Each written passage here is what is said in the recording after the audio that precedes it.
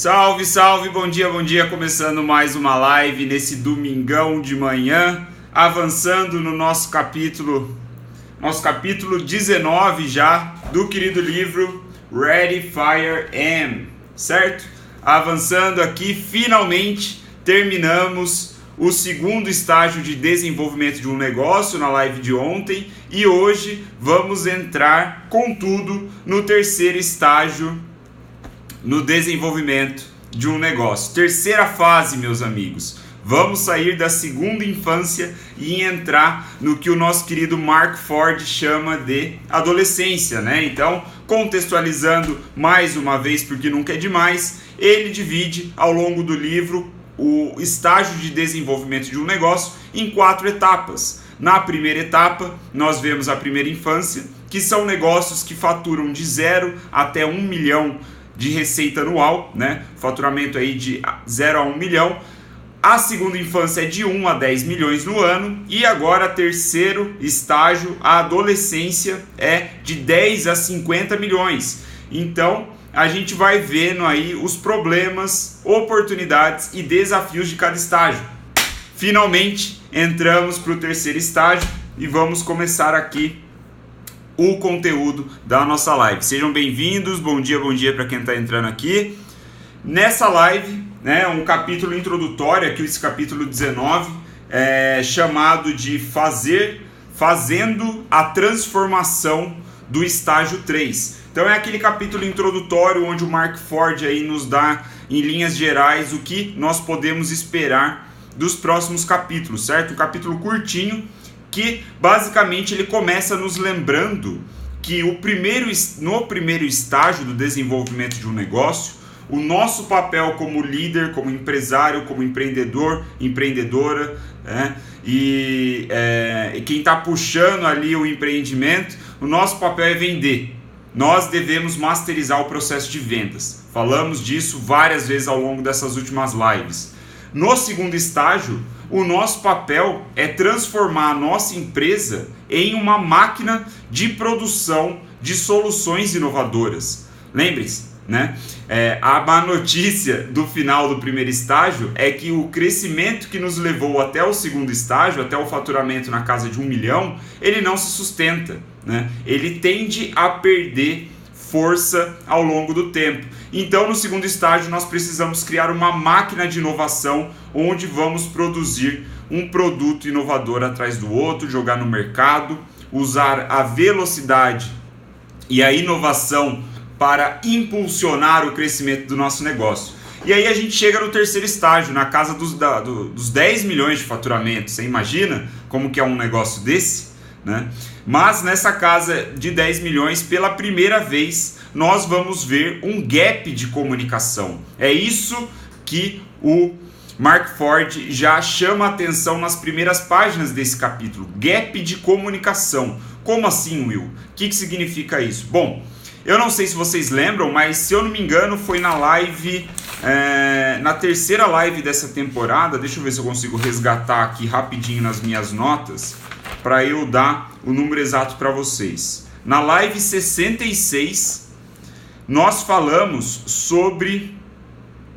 Live 66? Live 66 nós falamos sobre o grupo de comunicação eficiente. Eu não sei se vocês lembram, que nessa live é o capítulo no qual o Mark fala sobre a quantidade de funcionários que nós devemos ter para cada estágio de desenvolvimento do negócio, né? Cada uma dessas 4 etapas. Eu achei muito interessante, porque eu não lembro de ter visto assim uma referência, uma teoria, sei lá, uma bibliografia que falava sobre isso, né? De falar, porra, você está faturando até 1 milhão, por que você vai ter 30 funcionários, né? Nunca tinha ouvido ninguém falar isso. E aqui ele nos apresenta. Alguém lembra disso daí? Alguém estava nessa live, acompanhou essa live, consegue lembrar dos números? Se você lembra, se tiver alguém que lembra desse negócio aí, me avisa que aí eu nem de repente nem falo, ou se você quer saber quais são o número que o Mark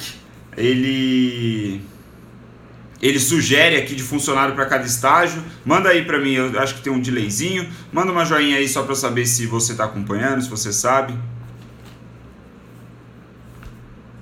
Bom, o gap de comunicação, ele acontece justamente por esse pulo. O Eric matou a pau, é isso mesmo.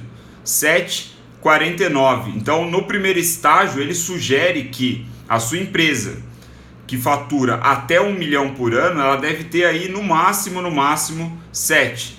E assim ela vai aumentando de 7 em 7 vezes, como o Eric acabou de falar aqui no chat. Então, no segundo estágio, quando você está aí alcançando quase o terceiro estágio, vamos pôr assim, né, tá chegando na casa dos 10 milhões de faturamento anual, você já tem 49 funcionários, né? Você aumentou 7 vezes de tamanho. Então, com essa perspectiva, né, você começa a ter de fato gap de comunicação. A comunicação na sua empresa, ela não flui da mesma maneira que acontecia nos primórdios, né, nos primeiros anos, aí, especialmente no primeiro estágio. Então, com essa característica de gap de comunicação, o problema enfrentado no terceiro estágio é que os seus sistemas estão precários, eles não estão funcionando como deveria, né? Os sistemas de comunicação, de troca de informações dentro da sua empresa não funcionam como antes. E o pior, os seus clientes, eles estão percebendo isso, estão começando a perceber, o que impacta, né, obviamente, na percepção de valor que o cliente tem sobre os seus produtos, suas entregas, seus serviços, certo? Posto isso, a gente tem um desafio muito claro no terceiro estágio, é transformar esse caos em ordem, né? É primordial para sustentar o crescimento a partir da casa dos 10 milhões. Veja você, o que o Mark está nos sugerindo é que nós vamos nos preocupar com essa ordem, né? Essa organização estrutural da empresa para priorizar a eficácia na troca de informações, priorizar a comunicação, só é feita a partir de 10 milhões de faturamento. Antes disso, seu foco é vender. E você vende no caos, né, aparentemente. Então essa é a oportunidade, ou melhor, esse é o desafio, transformar caos em ordem. A oportunidade é aprender como implementar protocolos, processos e procedimentos, né? Como que você gerencia processos e procedimentos. Essa é a sua oportunidade no terceiro estágio, sendo então uma nova habilidade necessária é rodar o seu negócio. Veja você, rodar o seu negócio, né? Você como líder do empreendimento, você como CEO da empresa, você precisa aprender a rodar o seu negócio com 3 ou 4 relatórios muito simples de poucas páginas. Inclusive o Mark ele sugere que cada relatório deve trazer aí no máximo 3 métricas. Então cada área cada responsável por uma área, por uma frente no seu negócio, ele deve te enviar um relatório com no máximo 3 métricas.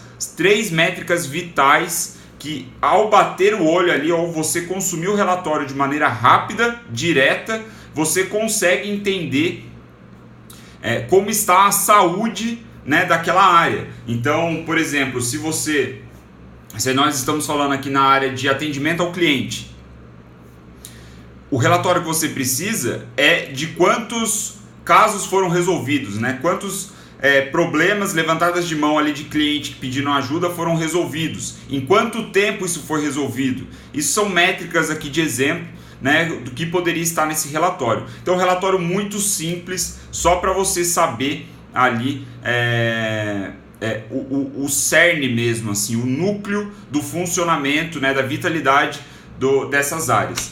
Então, a maior transformação que precisa acontecer na verdade, a maior transformação que você vai sentir como empreendedor é justamente ir contra o instinto que te levou até este ponto, né? Porque, como eu falei agora há pouco, a primeira fase, a segunda fase é puro caos, né? Você é uma startup, você está começando no meio do caos, não tem tanta ordem, você está priorizando ordem apenas na área de marketing e de vendas. Então a sua empresa foi crescendo porque exigia, né, suporte de cliente, exigia desenvolvedores, exigia, sei lá, contabilidade, finanças, foi criando forma, criando corpo, 49 funcionários, 50 funcionários.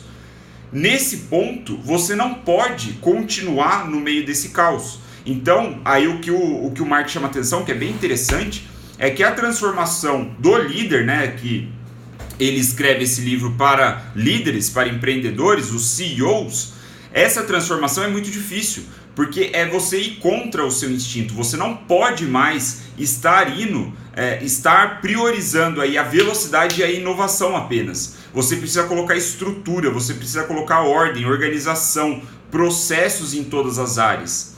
E isso é ir contra o seu instinto que te levou até lá. Então ele diz que muitos empreendedores sofrem em ultrapassar essa marca de 10 milhões aí de faturamento anual, que já é uma marca bem expressiva, justamente porque ele precisa se transformar nessa perspectiva. E qual é a solução então? O que ele sugere? Ele sugere que você contrate gerentes, né? Você contrate profissionais que têm uma característica de ordem e não de caos, porque o caos vai ser com você. Você se especializou nesse caos, sim, você precisa mudar um pouco para saber como lidar com a ordem, mas você precisa ter profissionais, precisa ter colaboradores dedicados 100% do tempo para organizar, para gerenciar, né, todos esses processos, procedimentos, protocolos e o caralho. Então, ele até dá umas diferenças aqui bem curioso, é até legal ver a comparação, né? Ele fala o seguinte: você gosta de vender, gosta de inovação e gosta de velocidade. Eles não gostam disso. Os gerentes não gostam de vendas, de inovação e de velocidade. Você gosta da metodologia Ready, Fire, Aim, né? Ir direto ao ponto, sem muito planejamento. Eles gostam de planejamento e preparação, o oposto, né? Você gosta de estimativas ali de padaria, né? Como ele coloca, assim, estimativas sem muita precisão, porque você está priorizando velocidade. Eles gostam de uma planilha de 500 linhas com orçamento. Então é completamente o oposto. Você precisa equilibrar a sua empresa a partir desse momento, né? Ele ainda diz que você acredita na aceleração através da falha, né? E eles acreditam, os gerentes acreditam em evitar a falha. Então é por isso que você precisa trazer esses caras para o seu time e alocar eles em posições estratégicas. E aí, trazendo aqui só para ilustrar, não sei se dá para ver direito, ele traz aqui um organograma expondo o problema da comunicação. Vocês estão conseguindo ver aí? Manda uma joinha aí se tá dando para ver legal aqui o organograma. Esse organograma, né, é o que foi a empresa durante o primeiro e segundo estágio.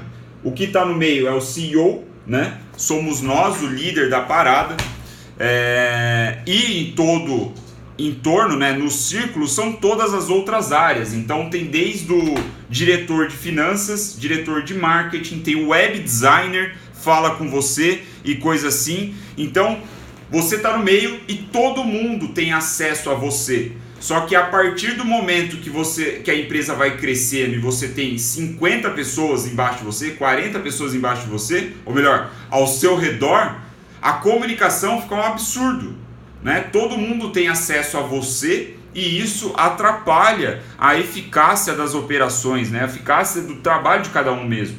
Então é aqui quando ele expõe esse organograma e veja, ele vê isso como um problema a partir desse terceiro estágio, a partir do momento que você atinge aí 50 funcionários, já tem 10 milhões de receita anual.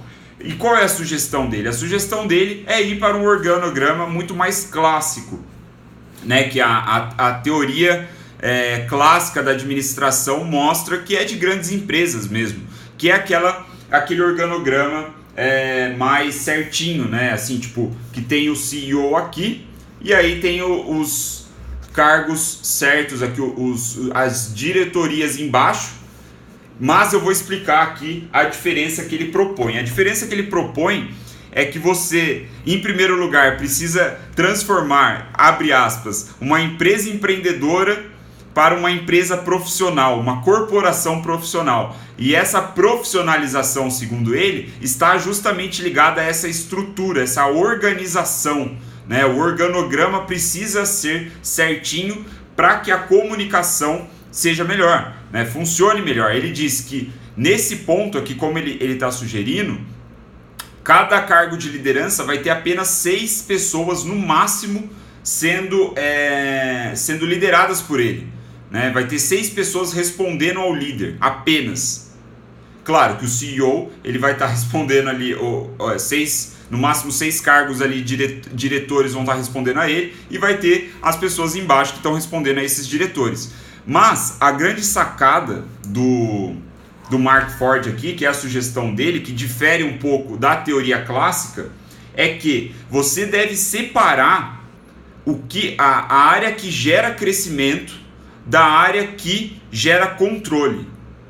O controle é a ordem, certo? O crescimento é o caos. O crescimento é a área de inovação, de velocidade, que é aquela metodologia que a gente viu nas lives passadas, né? Que é a metodologia Ready, Fire, Aim, que está priorizando velocidade. Isso não vai se perder. Você precisa manter isso porque é o que te vai levar, é o que vai fazer com que você siga crescendo. Mas é preciso trazer a parte de controle. E aí qual é a sugestão dele? Ele fala assim: você vai estar no topo do organograma, você como CEO. Abaixo de você vai ter o COO, né, que é o como se fosse um diretor de operações, vamos colocar assim, né, o chefe lá que lidera as operações. O que vai estar abaixo dessa operação? Vai estar contabilidade, vai estar finanças, vai estar TI, né, vai estar suporte ao cliente, gerenciamento de dados. Tudo que é operacional estará abaixo do COO, né, esse diretor de operações. Então, você não vai gastar muita energia, você não vai chegar até você muita interferência ou muita comunicação, por exemplo, do web designer, que era um cara que tinha acesso a você até o segundo estágio. Vai estar tudo abaixo do COO. E aí, as outras pessoas que estão abaixo do CEO, né, além desse diretor de operação, vão ser líderes de frentes de produto, basicamente o back-end e o front-end. Então você vai ter líderes de front-end, cada líder, né, pelo que eu entendi, cada líder vai ter autonomia para inovar, vai ter velocidade para inovar no lançamento de novos produtos, e eles são divididos por cada produto, que são aí, né, o que traz o oxigênio para a empresa, né, o que faz a empresa crescer, né? Então eu achei bem interessante, basicamente dividir o que gera controle, que é o diretor de operações, dos outros que geram crescimento, que é essa geração de produto, é a metodologia Ready, Fire, Aim. Então você preserva o que te trouxe até aqui e separa, né, cria um outro, uma organização do que gera o controle que você precisa também. E aí, né, abaixo desse líder aí do líder de cada produto, você vai ter gerentes de marketing, vai ter gerente de venda, vai ter copywriters, enfim, tudo abaixo desse cara. Sempre mandando relatórios para ele, relatórios rápidos para o CEO, certo? Então, esse foi basicamente o capítulo de hoje, né? Uma breve introdução aí. E o que ele diz aqui, para finalizar, é que para isso acontecer, para você conseguir separar certinho aí o que gera crescimento do que gera controle, ter uma comunicação colocada no lugar, aí, uma comunicação certa entre todas as áreas, você vai precisar de basicamente 2 coisas. Em primeiro lugar, você vai ter que se mudar, né? Você vai ter que ser diferente, você vai ter que se transformar como líder da empresa. E em segundo lugar, você vai ter que transformar, vai ter que mudar, ou então contratar as pessoas de confiança, né, que trabalham com você, para que o seu negócio rode agora com um pouco mais de controle. Então, basicamente 2 coisas. Você vai ter que ser um novo líder, vai ter que ser um líder diferente nesse terceiro estágio, e contratar pessoas ou treinar as pessoas que já estão com você para pegar essa parte mais organizada das coisas. E aí é justamente a sugestão, o que ele vai nos mostrar nos próximos 2 capítulos, né? Então esse estágio, ele é bem menor, tá? Ele vai mostrar aqui tem só 3 capítulos esse estágio, depois tem aquela revisão rápida que ele sempre dá, mas eu acho que a gente tem aí mais uma semana só desse livro e vamos acabar com ele e seguir para o próximo, 5ª temporada na reta final. Então é isso. Muito obrigado pela sua atenção neste domingo de manhã, espero que tenha feito sentido. Estamos entrando no 3º estágio, espero que tenha dado já alguns primeiros insights, vamos ver mais coisas, mas a ideia é essa, transformação, mais do que nunca é preciso nesse 3º estágio. Agora é balancear o caos com a ordem, né? Só agora, só no 3º estágio. Então nunca é demais também voltar com essa linha de pensamento que para mim faz muito sentido, já falei em outras lives, que você olha e pensa, um negócio de 10 milhões de faturamento, né? Sei lá, 20 milhões de faturamento, está muito longe da minha realidade, você pode estar pensando, né? Por que eu deveria assistir essas lives? Eu acho que é interessante porque existe um motivo do autor dividir esses estágios e destacar quais são os problemas, desafios e oportunidades de cada estágio. Então, por exemplo, chegando agora no 3º estágio, a gente vendo o destaque que ele está dando para um novo organograma, para uma organização, só no 3º estágio, é importante a gente saber, porque nós, de repente, no 1º ou no 2º estágio, a gente não precisa se preocupar com isso agora. É uma forma da gente entender o que a gente deve focar, né? Então eu falei isso na transição do 1º para o 2º estágio, vou falar de novo. Mais importante do que a gente, ou melhor, tão importante do que a gente saber o que a gente deve fazer em cada estágio do desenvolvimento do nosso empreendimento, é saber o que a gente não deve fazer, né? Que não é hora ainda.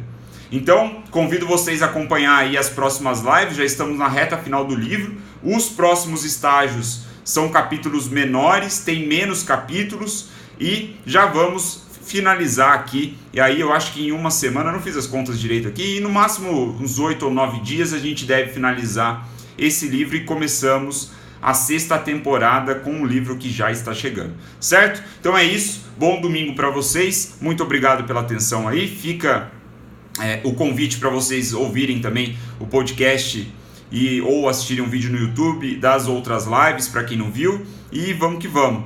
Em breve, novidades aí sobre o e-book, o resumão da 1ª temporada de lives que foi sobre o livro This is Marketing. Se você está vendo ou ouvindo isso no futuro, provavelmente já estará pronto, mas novidades em breve. Deixei aí, eu fiz um monte de stories ontem, vê lá, se você não viu. Valeu, até amanhã.